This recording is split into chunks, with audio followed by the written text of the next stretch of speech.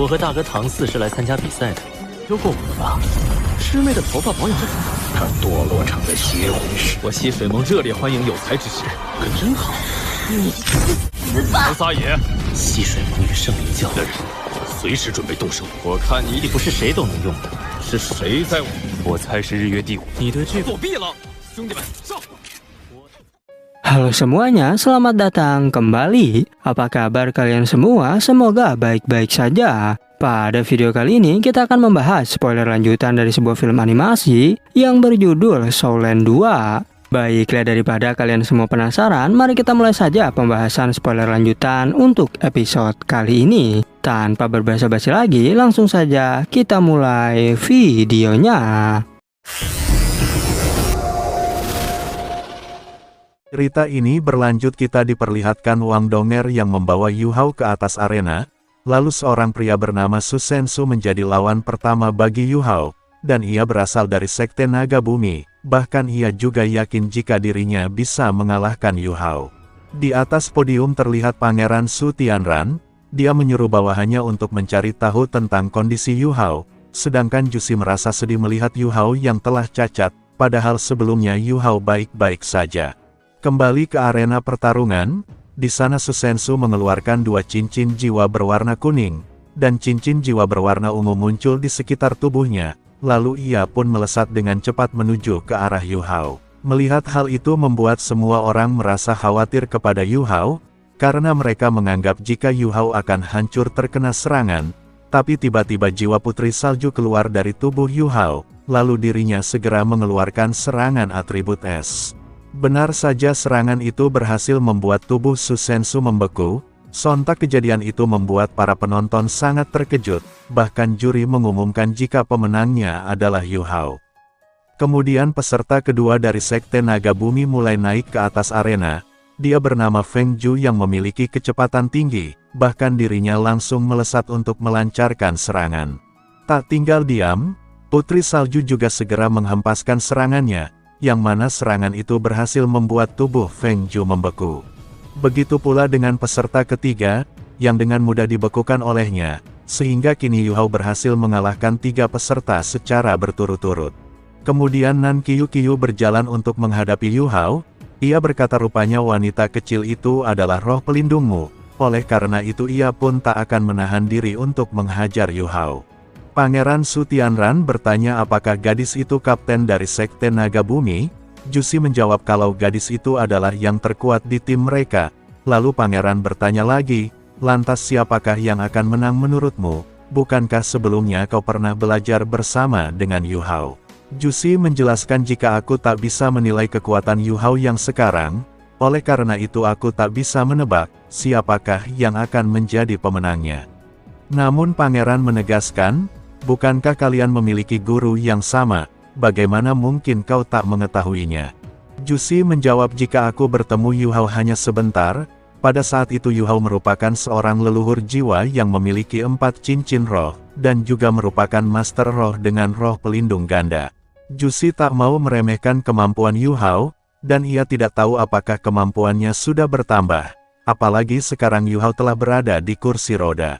Jing Hongchen tiba-tiba berkata, jika kita tak boleh membiarkan Yu Hao kembali ke Akademi Shrek, sehingga ia pun berniat untuk menghabisi Yu Hao kali ini.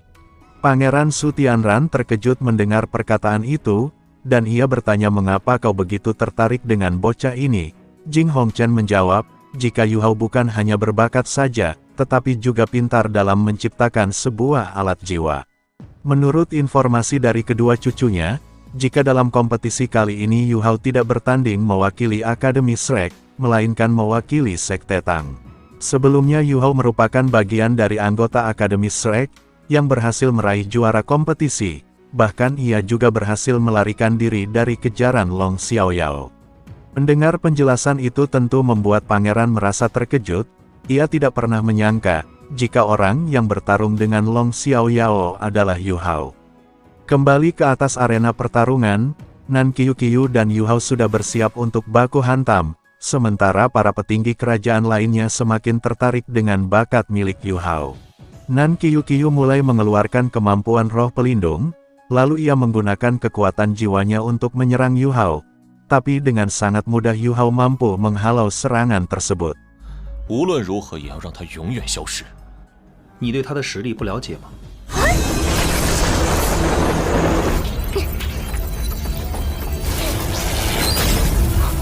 Meskipun Yu Hao berhasil menghalau serangan itu, namun kejadian barusan membuatnya cukup terkejut, karena ia tak menyangka jika teknik Nan Qiu Qiu mampu membuat kristal esnya mencair. Sebagai pengguna atribut es tanpa batas, Yu Hao belum pernah melihat atribut api yang mampu mengalahkan atribut es miliknya.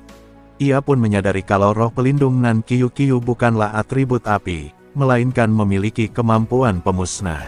Yu Hao menganggap, mungkinkah roh pelindung Nan Qiu Qiu merupakan roh pelindung naga jahat, sebab selain memiliki atribut pemusnah, roh pelindung naga juga memiliki keterampilan serangan jarak jauh. 我想起来了，内院有一颗，竟然连我的极致之冰都能消融，就是亚龙主的胭脂龙。 Nan Qiu Qiu merasa bangga karena melihat Yu Hao begitu terkejut, lalu ia pun kembali menghempaskan serangan ke arah Putri Salju, tapi ia tak menyangka jika Putri Salju dapat menghindari semua serangannya.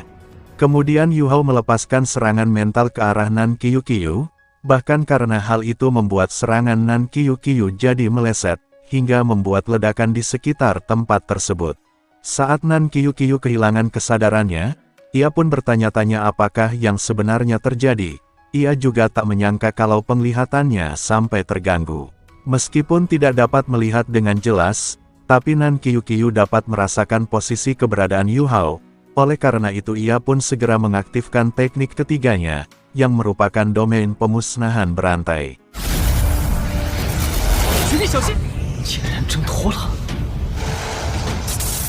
居然躲开了！ Serangan itu membuat ledakan yang menghantam ke arah Yu Hao, tapi Nan Qiu Qiu terkejut karena Yu Hao tidak berada dalam jangkauannya. Ia pun tak percaya hal ini bisa terjadi. Ia kebingungan apakah ini adalah efek dari serangan mental Yu Hao sebelumnya, sedangkan Yu Hao menunjukkan letak posisinya saat ini, dan di tengah pertarungan akhirnya Nan Qiu Qiu mulai mengerti, kenapa sebelumnya Yu Hao berhasil mengalahkan semua anggota timnya. Setelah itu Nan Qiu Qiu segera melesat untuk menyerang Yu Hao, sementara Putri Salju langsung mengeluarkan atribut es tanpa batas, lalu Nan Qiu Qiu menggunakan roh pelindung kedua, untuk menghalau serangan tersebut. Nan Qiu Qiu mengeluarkan teknik cakar naga untuk mencengkram Putri Salju, yang hal itu tentu saja membuat dirinya merasa senang, karena ia menganggap telah mengalahkan Yu Hao. Tapi tiba-tiba Putri Salju mampu menghancurkan teknik itu, lalu ia pun kembali ke dalam tubuh Yu Hao, karena dirinya sudah kehabisan kekuatan roh. Yu Hao menjelaskan, jika teknik yang digunakan Putri Salju adalah salah satu teknik terkuat yang dimiliki Permaisuri Es, yang mana teknik itu disebut sebagai telapak tangan Putri Salju.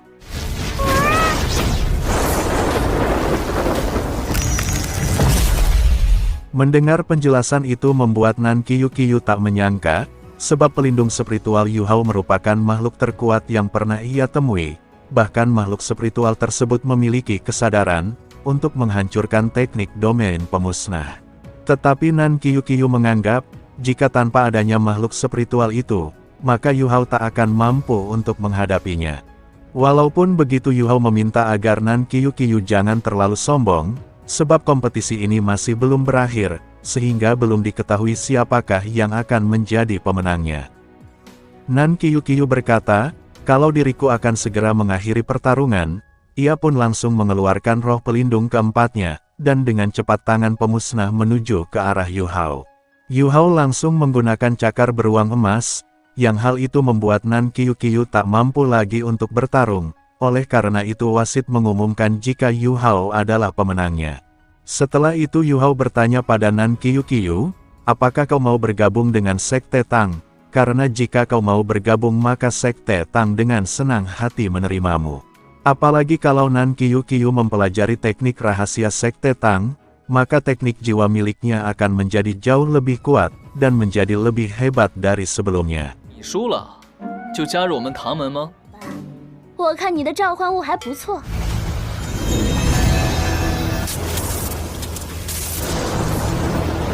Dan pada akhirnya spoiler untuk episode 75 pun bersambung. Oke, cukup sekian, terima kasih untuk video kali ini dan sampai jumpa di video berikutnya.